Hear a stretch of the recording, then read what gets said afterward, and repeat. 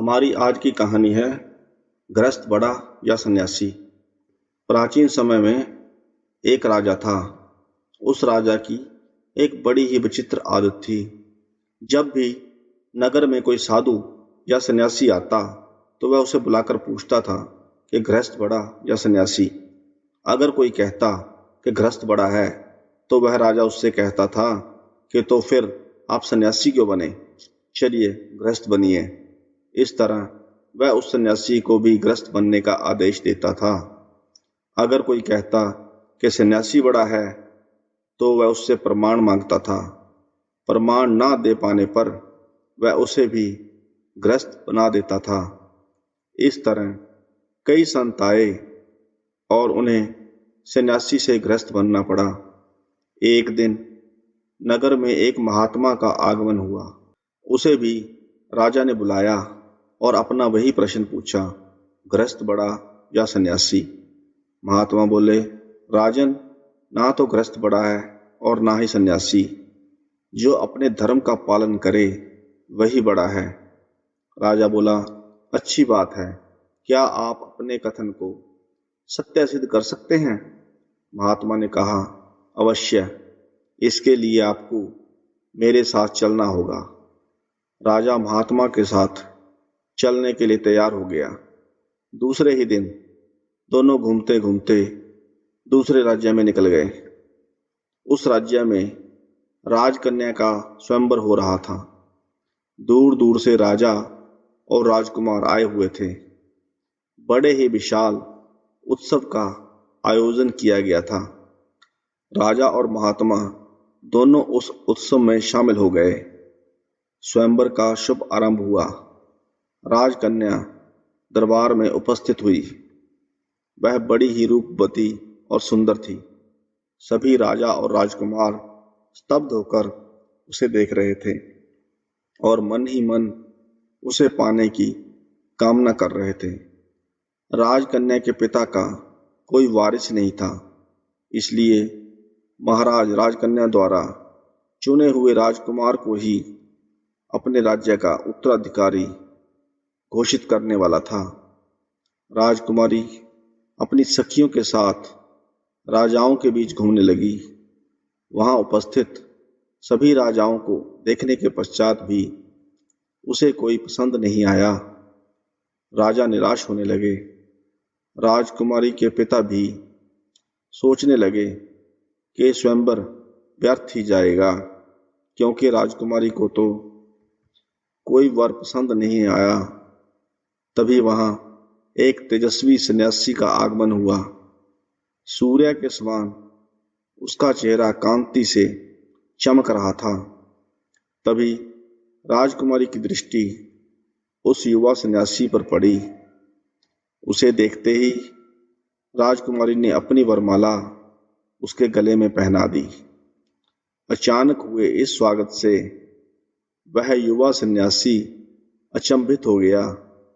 उसने तुरंत स्थिति को समझा और उसी समय वरमाला को अपने गले से निकालते हुए कहा, हे देवी, क्या तुझे दिखाई नहीं देता कि मैं एक सन्यासी हूं?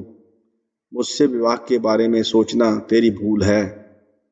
तभी राजा ने सोचा, लगता है यह कोई भिखारी है जो विवाह करने से डर रहा है। उन्होंने अपनी घोषणा फिर से दोहराई, हे युवक, क्या तुम्हें पता भी है, मेरी पुत्री से विवाह करने के बाद तुम इस संपूर्ण राज्य के मालिक हो जाओगे। क्या फिर भी तुम मेरी पुत्री का परित्याग करोगे? सन्यासी बोला, राजन, मैं सन्यासी हूं और विवाह करना मेरा धर्म नहीं है। आप अपनी पुत्री के लिए कोई अन्य वर देखिए। इतना कहकर वह वहां से चल दिया। किंतु वह युवक राजकुमारी के मन में बस चुका था। उसने प्रतिज्ञा की कि मैं विवाह करूंगी तो उसी से, अन्यथा अपने प्राण त्याग दूंगी। इतना कहकर वह भी उसके पीछे पीछे चली गई।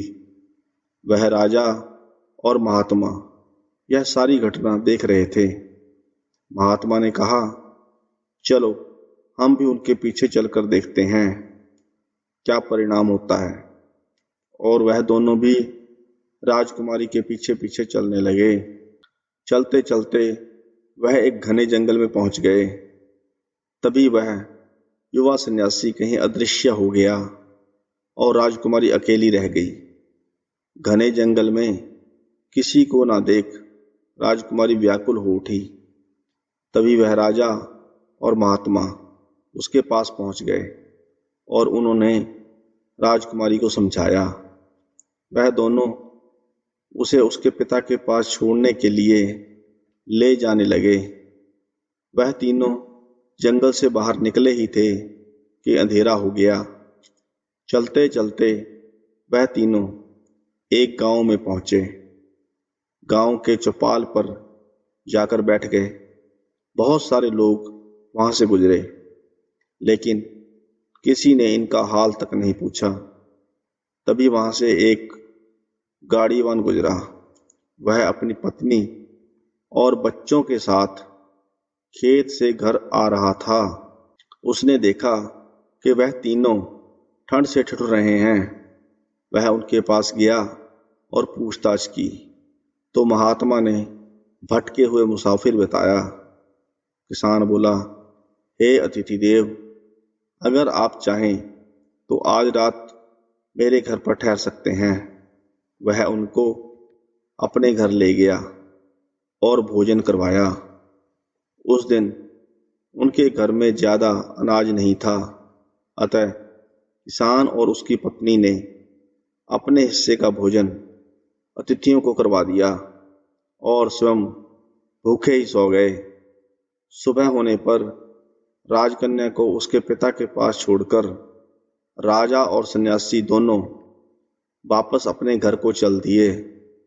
महात्मा ने राजा से कहा, देखा राजन, राजकन्या और राज्य को छोड़ने वाला वह सन्यासी अपनी जगह बड़ा है और हमारे अतिथि सत्कार के लिए स्वयं भूखा सोने वाला वह गृहस्थ किसान अपनी जगह बड़ा है। एक तरफ सन्यासी ने राज और वैभव का तनिक भी मोह न करके अपने धर्म का पालन किया है, इसलिए वह निश्चय ही महान है।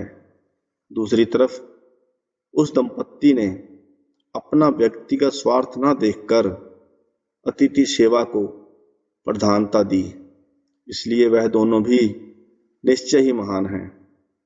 किसी भी देश, काल और परिस्थिति में अपने धर्म और कर्तव्य का पालन करने वाला मनुष्य ही बड़ा होता है, फिर चाहे वह गृहस्थ हो या सन्यासी, कोई फर्क नहीं पड़ता। इस तरह महात्मा ने अपनी बात को सत्य सिद्ध किया। धन्यवाद दोस्तों।